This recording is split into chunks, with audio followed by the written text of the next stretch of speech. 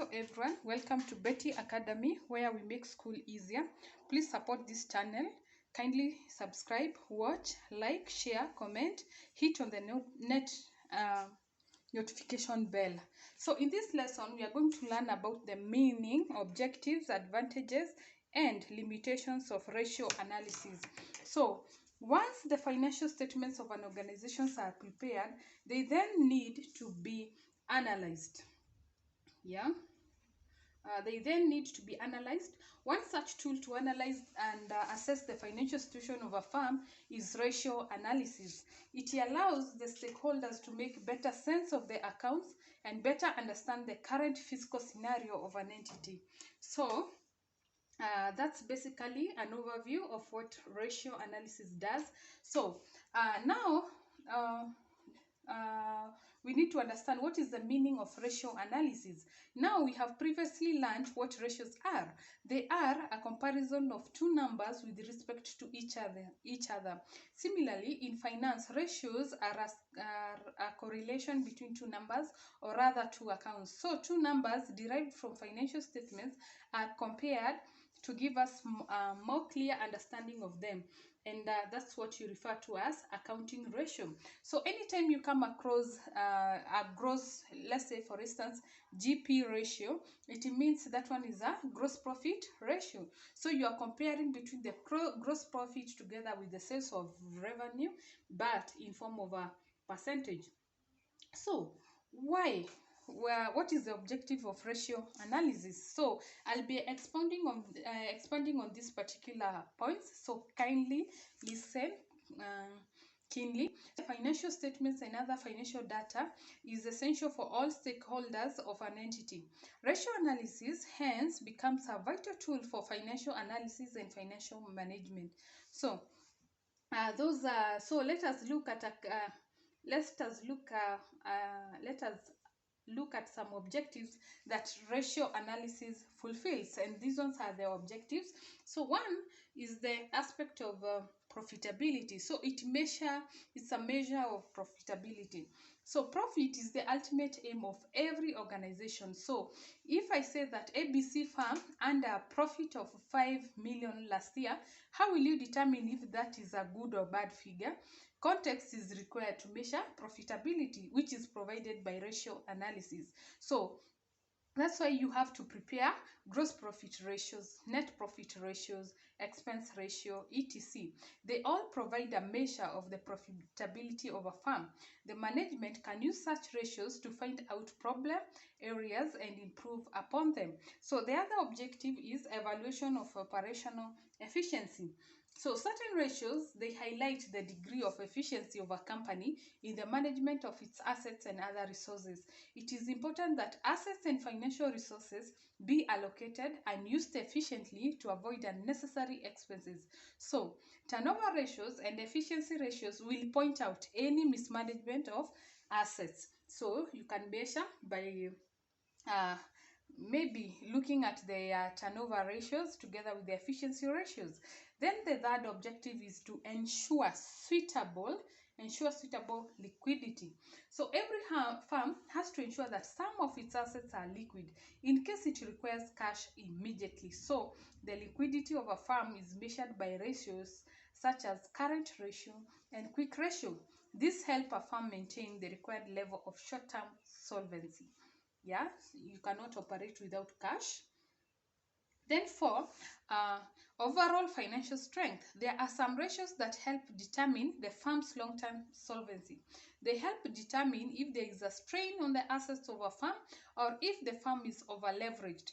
The management will need to quickly rectify the situation to avoid liquidation in the future. So examples of such ratios are debt equity ratio and other leverage ratios, etc. So you need to also know the overall financial strength, and you can only do that by looking at the ratio between the debt and equity. If it outweighs the equity, just know the financial strength of that firm is very low. Then 5, we are looking at comparison. The organization ratios must be compared in the industry standards to get a better understanding of its financial health and fiscal position. The management can take corrective action if the standards of the market are not met by the company. The ratios can also be compared to the previous year's ratio to see the progress of the company. This is known as trend analysis. Yeah, remember, if you're in the banking industry, you have to look at the overall, the industry trends, standards rather, in the banking industry. Then the other one is the other thing that you need to move on is, are there any advantages of ratio analysis? When employed correctly, ratio analysis throws light on many problems of the firm and also highlights, it highlights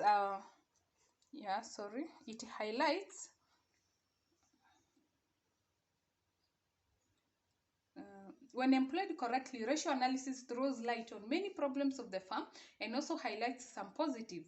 Ratios are essentially whistleblowers. They draw the management's attention towards issues needing attention. Let us look at some of the advantages of ratio analysis. So we have the first one.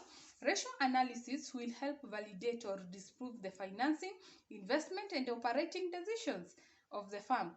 They summarize the financial statement into comparative figures, thus helping the management to compare and evaluate the financial position of the firm and results of their decisions. Yeah, so that is one of the advantages. Remember, we have those activities that are done in finance. That is, there's the financial activity, investment, and operating activities. All those decisions, they have to be made by a firm. So they evaluate by they look at the figures which compare and evaluate the financial position of the firm. The second one, it simplifies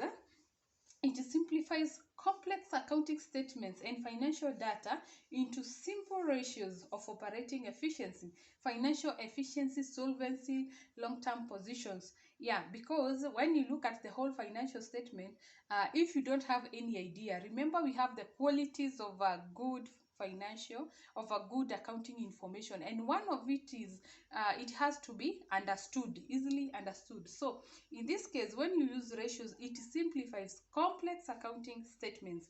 Then we go to the third one, which is it pinpoints problems. So ratio analysis help identify problem areas and bring the attention of the management to such areas. Some of the information is lost in the complex accounting statements, and ratios will help pinpoint such problems. Yeah, so that's what it does. Then we go to number 4. It allows the company to conduct comparisons with other firms. Yeah, remember, when you are doing all these things, you are comparing the performance of that particular firm with other firms in the same industry. So you compare with other firms, you look at the industry standards, what does it state, then the intra-firm comparisons, meaning you check within the firm, but between let's say for the last 5 years, but within the firm, how has the performance of the firm been, how has it been? Yeah, then this will help the organization better understand its fiscal position in the economy. Lastly, let's look at the limitations of ratio analysis. So I'll start with window dressing. So while ratios are very important tools of financial analysis, they do have some limitations, such as the firm can make some year-end changes to their financial statements to improve their ratios. Then the ratios end up being nothing but window dressing. Remember, they are using historical data. Once you are done preparing the financial statements, that's when ratios come in. So you may find that those who are preparing these financial statements, they may make some changes that will suit their interests. So by the end of it all, it will be nothing but window dressing. You're covering up some other errors, mistakes, and all that. Then the other one is ratios ignore the price level changes due to inflation. Many ratios are calculated using historical costs, and they overlook the changes in price level between the periods.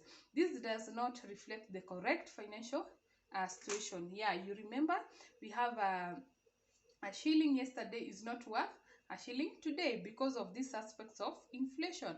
And if you are using historical data and historical information, it may not truly reflect the correct financial situation of that particular firm. Then the third one is have this one. I'll be expanding on this.